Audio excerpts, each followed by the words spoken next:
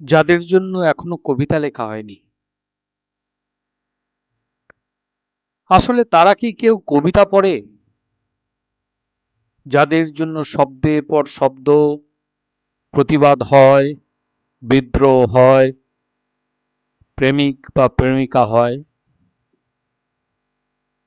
অস্তর আগে পশ্চিম আকাশের রঙে প্রস্ফুটিত হয় কৃষ্ণচূড়া,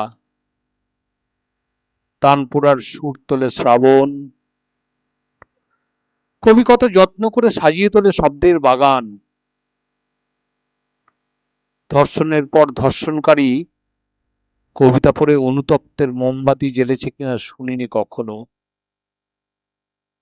সন্ত্রাসের বন্দুকের নল কবিতা পড়ে দ্বীপান্তরের বিশ্রামাগারে আশ্রয় নিয়েছে বলে শুনিনি কখনো।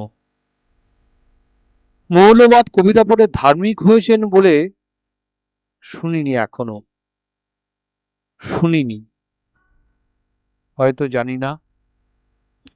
মৃত্যুর সওদাগররা কবিতা পড়ে লজ্জাবতী গাছ হয়েছে কিনা কোনোদিন। কুরুক্ষেত্রের পর কৃষ্ণ কি কবিতা পড়েছিলেন?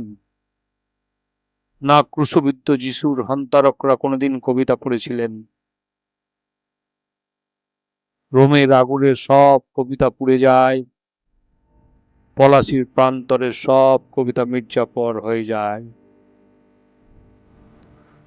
হয়তো কবিরা এখনো লুম্পেনের কবিতা লেখেননি, তাই তারা কবিতা প্রেমী হয়ে উঠেছেন বলে এখনো শুনিনি।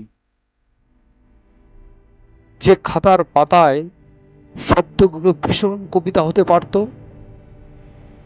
সেই খাতার পাতায় এফআইআর, তদন্তের পোস্টমর্টেম রিপোর্ট, বিচারকের নিষ্ফলা কয়েকশো পাতার সামাজিক অবক্ষয়ের গল্প লেখা হয়।